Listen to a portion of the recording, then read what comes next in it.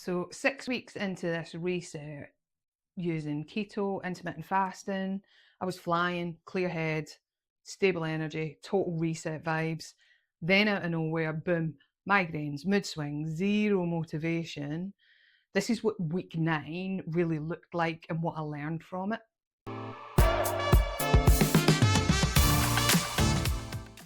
I'm Mish, former mental health nurse, educator, mapping my own health reset journey with honesty, with openness, without using diet meds, with encouragement and bringing you along on the journey with me. Sitting here with my one caffeinated filter coffee for the day, my focus is on keeping everything inside and outside of me on as even as a keel as I can. So with decaf filter after that, little sweating head emoji. Dull headache that's been hanging around for days. A whole new wake-up call for what hormones can do to you as a female in your late 40s. There were honestly a few moments I nearly called the doctor to say, let's start HRT, even though that's just not a road that I want to start going down quite just yet. Past 7 days have been a full-on roller coaster, headaches, exhaustion, fog, forgetfulness, and more forgetfulness and more forgetfulness, with random anxiety, that relentless inner negative chatter that just doesn't ever want to switch off. For a minute, I thought everything I'd built over the last 2 months had just fallen apart. And I actually said out loud, I don't think I can do this naturally anymore. Then I just realised that my body was just trying to get my attention. So I pivoted into trying to work out what it was saying. And here's a twist. It wasn't all bad. There were wins too. There was real wins. So let's dive into those. So 5 full days solidly back on keto. There was no derailments. I had no carb spirals. Urine strips were telling me that my body was back in ketosis. Scale dropped 5 of the 8 pounds that I'd gained after those really bad high carb days last week. My digestion's calmer, steadier. I didn't abandon keto and IF when in intermittent fasting when things were getting tough. And that's a real victory because consistency without self-criticism, I've moved into, was more an observer of what was going on. The midweek point was tough. The fatigue was real. The mental negative thoughts were just relentless. It was just something in me said, just ride this out. And I would say the same to you, like it will pass. So let's talk about why it hit so hard. Around 12 to 15 day of your cycle, estrogen's peaking to trigger ovulation. But in perimenopause, that surge can be twice as high and the crash can be twice as hard.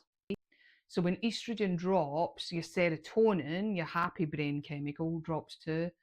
And that's the one that keeps your mood steady. So suddenly you're feeling anxious, you're feeling negative, you've got low energy.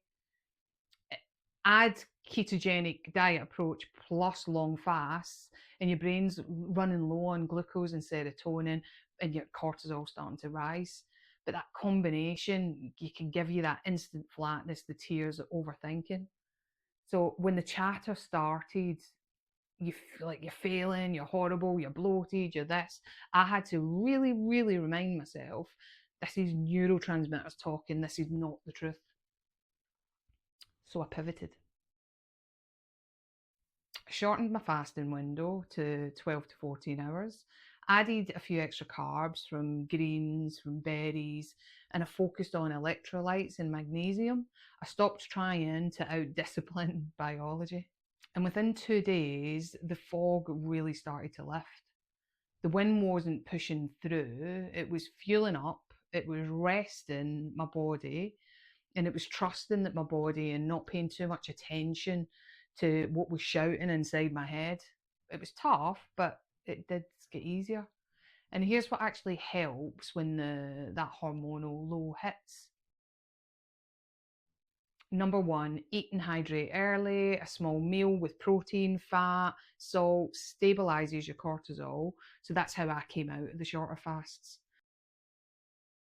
Number two, magnesium and vitamin B6 support serotonin, calm the nervous system. I doubled up on my magnesium supplements for a few days, and that really did help.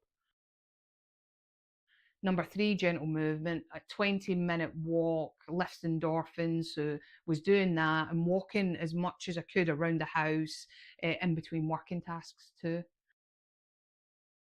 Number 4, name the chatter. This is hormonal noise. It separates you from it. And number 5, connect. Text a friend, call a friend, step outside, watch something comforting.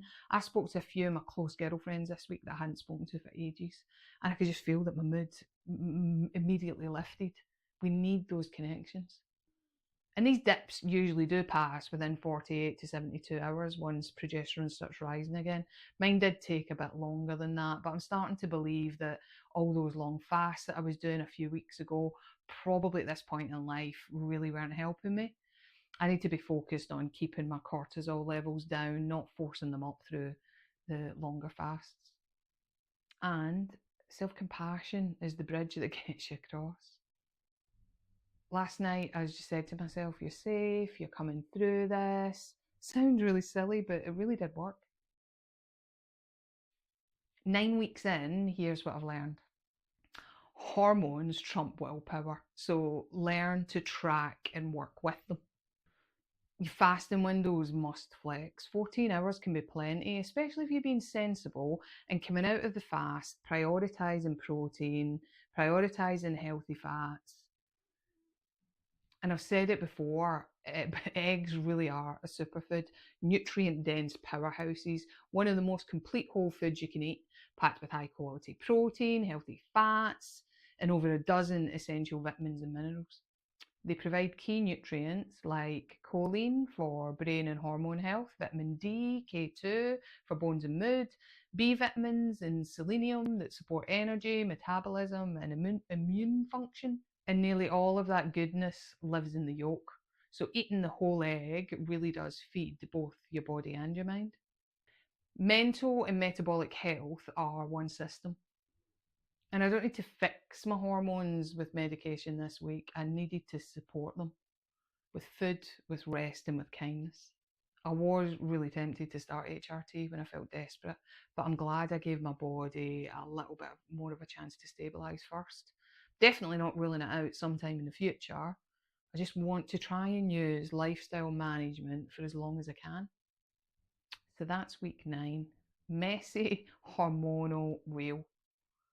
If you've had that same mid-cycle crash, know that it's temporary and that it's normal. Track it, nourish yourself, breathe through it. Mood is data, not identity. Week 12 might bring another pivot, maybe shorter fast, maybe something new. Either way, I'll be honest and take you along on the journey. This is me health, real hormones, real life. And if this helped, subscribe, share, comment below if you've been feeling something similar or different. I'd really love to hear what's happening for you, and keep listening to your own body. We got this.